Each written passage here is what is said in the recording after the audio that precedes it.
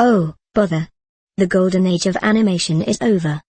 Walt Disney Pictures is developing a live-action version of Winnie the Pooh, Deadline reported Thursday.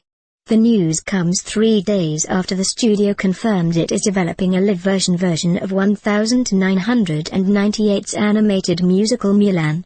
The new Winnie the Pooh will follow Christopher Robin as an adult, which brings him back to A. Milne's famous Bear in the 100-Acre Wood, according to the website. News confirms that the project is in early development.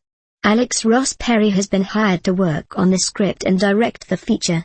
It's unclear whether the non-human characters, including Winnie the Pooh, or Kanga, Owl, Piglet, Rabbit, Roo and Tigger, will be computer animated or filmed using real animals and actors' voice-overs. What is clear, however, is valuable the franchise is for the film studio. The Many Adventures of Winnie the Pooh debuted in 1977.